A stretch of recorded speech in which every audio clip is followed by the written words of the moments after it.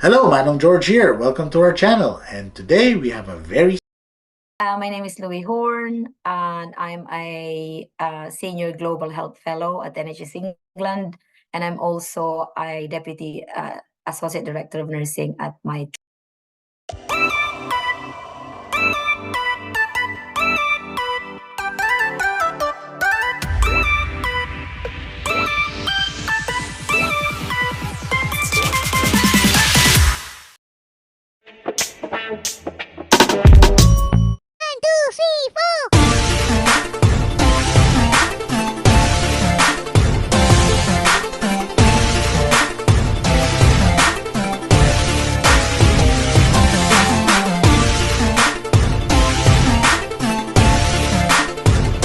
In February, I'll be 24 years residence in the UK. And 23 years of those is dedicated to my service within the NHS.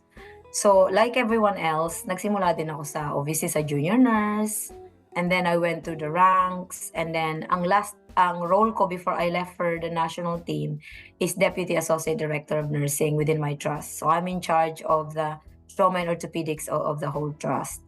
And in NHS England, I first served as a clinical workforce race equality standard research fellow, and my current position is senior global health fellow. Manong knows best. Since naman noon, as a junior nurse, you know, I passionately championed the cause of representing Filipino nurses. So, talagang dati, aside from obviously you want to progress more and for yourself, I've always wanted to uplift fellow Filipinos on this journey as well, no? Kasi I believe in the significance of Filipino representation and the collective capabilities natin in the NHS and in the independent sector.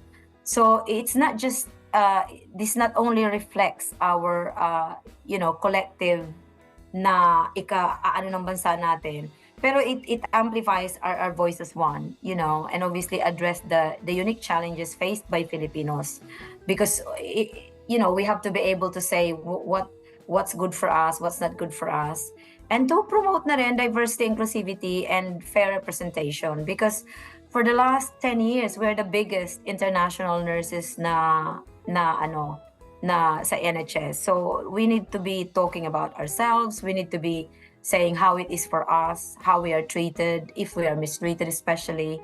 We need to be talking about this. You're not Filipino, so you can't be a nurse. We need to think about as well of those na mga next of kin, yung mga asawa, mga girlfriend. They are working as well. Hindi nga lang nurses, they might be healthcare assistants, they might be pharmacists, they might be radiologists. So padami na tayo ng padami. So I won't be surprised if we're over 50,000 now. 48,000 registered in the NMC, and the others are registered somewhere else, like physiotherapists, radiologists, kasi marami na ring dumarating. So napakalaki. Manong knows best. I think I'm just lucky, no, Philip, because when I was obviously a nurse, I was the first, junior sister. I was the first ward sister in ICU, and then I became the matron. I was the first matron as well in our trust. Yung parang it's so rare before that, you know, I ended up being in the paper before. That was years ago kasi nga ako yung una. But it shouldn't be the case. It should be that sinicelebrate natin ng all, pero not celebrating because you're a rarity, no? So I've always believed that we are world class as Filipinos, and I've always been open about it. I always promote the international nurses, and marami akong alagang mga international nurses as well, and I always promote mentor them. So I've mentored a lot of Filipinos, and majority of them are now band 7s. There are several. I've mentored people from India as well, and I've mentored several from Nigeria as well. And you know, one of those is now, and may Portuguese pa akong mentor. So both of those are I think about 5 band 8s, about 7 band 7s, and madaming band 6. Because I think, you know, it strength is in the numbers. We need to be able to look after ourselves, and especially tayo mga Filipino, we need to be able to say na hindi lang tayo pang band 5 kasi maraming mga Pilipino na 20 years na dito, then junior pa lang sila, and they think that that is it, magre-retire sila. It's okay if it's your choice, but if may mga minentor ako na matagal na silang band 5, and those are the challenge for me sometimes to turn them, kasi yung mga bago ngayon, millennials, it's so easy to mentor them kasi ang gagaling nila. But pag ang mahirap i-mentor is yung 15 years na or 20 years na as a band 5, and then suddenly they become like band 6 and band 7s. And I take that as a challenge because I think it can be done, and yeah, I've proven that it can be done. So yun ang advocacy ko, is to support and then talk about it. So whoever is in front of me, kahit kaharap ko ang, Ruth May of this world, Amanda Pritchard, or any of those national figures, I still say the same thing. When I was with the King, I mentioned that yes, there's 48,000 Filipinos, and this is our culture, because that's how we need to promote. And the BEM was an additional recognition that I'm very, very lucky. Kasi hindi naman lahat na nominate. And then pag na-nominate ka, hindi naman lahat mapapansin. You can be nominated and then it will not be wala lang, na-nominate ka, hindi ka na kasi there are 1,000 nominations daw every time. And I think I'm just lucky that mine was chosen and I was given honor by the King. And it really humbled me na kahit pala tahimik ka lang na, kasi wala naman akong, bago ako maging national, tahimik lang naman akong buhay ko sa matron. Doon lang ako sa ospital ko, kami lang, masaya kami. It's only when I joined the national team that I was able to meet yung mga tao talagang decision makers, stakeholders. Sila yung nagsabi, oh Louie, what you're doing was, not ordinary, so you should be promoted. So I think it's one of them who nominated me. Manong knows best. Philip, one of the pinakamalungkot was during COVID, when I ended up, kasi there was someone who died in our yung very first COVID death namin, and it just so happened that I was the matron on call. And then alam mo yun, yun ang first time ko na I ended up supporting the family, and then we ended up inayos namin yung flat niya. And then doon mo mararamdaman yung mga walang pamilya pag may nangyari, because that person was found dead, and then wala siyang family na malapit dito. And there was like 7 Filipinos I gathered, then we cleaned the flat, and then alam mo yung when I was going through the flat, and then nilinis namin, and then I ended up doing the funeral for her, and tinulungan ko yung family. That was the first. And then when people heard about that, I ended up being the go-to person.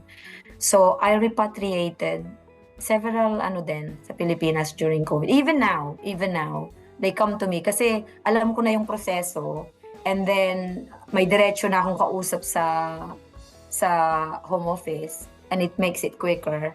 And then pinapaglaban ko din if kunyari sasabihin hindi nila i-cover, because you need at least 5,000 pounds to repatriate a body back home. E minsan i-cover pa yun, poproblemahin pa yun ng mga Filipino. So what I do is I go to the trust and I talk to them and say, this needs to be covered by yourself. This shouldn't be covered by. So yun ang mga parang naging expert ako doon.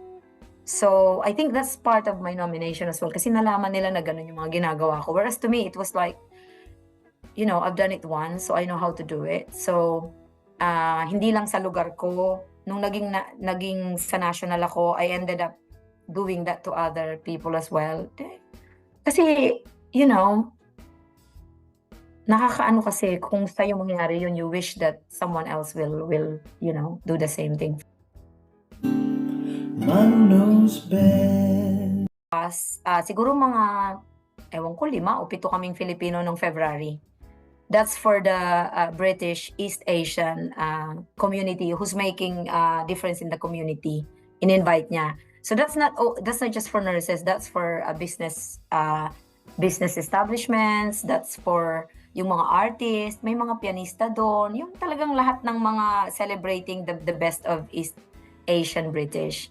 Pero yung birthday niya, puro mga nurses lang talaga, which that's why it's so good, it's so uplifting. Kasi mga 400 kaming nurses na invited. And siguro yung mga 25, yung Filipinos, that's why I was so happy. So, di ba, maimbita ka ba naman sa birthday ng king? It's you know, it's a memory of a lifetime. So, Manong knows best. actually, Philip, I've got a big group of millennial and Gen Zs, no? And they have so much potential. Ibang-iba sila sa amin, alam mo yun? So they have the opportunity to build on the strengths of what we've started, you know, as senior nurses, and then contribute kasi grabe na ang landscape ng healthcare. Grabe na ang choices nila. They can focus on a lot of things. They can focus on advocacy for professional recognition, so they can focus on that.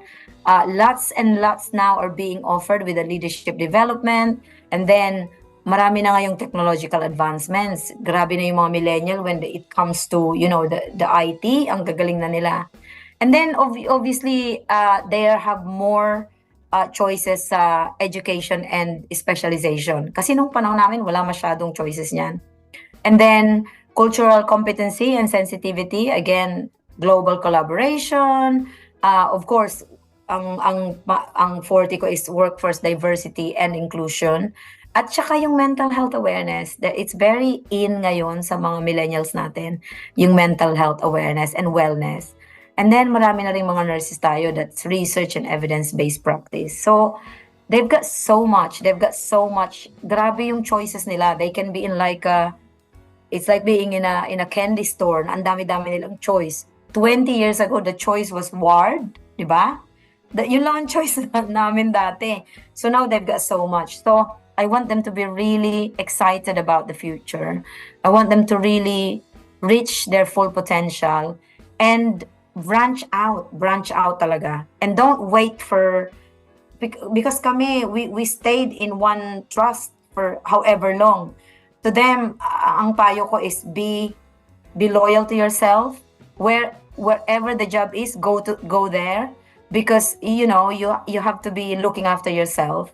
Kasi kami, you're loyal to a fault that, you know, you stay for 20 years in one trust, and then you have to wait for that role, senior role, bago ka malagyan ng ganung role. Whereas now, you know, if the role is in London, you go to London. If the role is in Sussex, you go to Sussex. You look after yourself and, you know, be at the same time, be responsible. Kasi at the same time, marami akong cases na nahahawakan na may parang nasobrahan yung pagka-responsible minsan ng mga bago nating yung, kasi kami risk averse kami yung generation namin, pero ngayon naman ang gagaling nila, at the same time there are those who are unfortunately been involved in disciplinaries because of that responsibility, and then I ended up kind of helping them and saving them in a way, which is fine. And then what I do with those cases is I try to kinuha ko yung mga lessons learned, and I tell the others, obviously honoring the confidentiality. So i-balance lang kasi ang dami-dami nilang. Always remember, Manong knows. Manong knows best, put your worries to rest.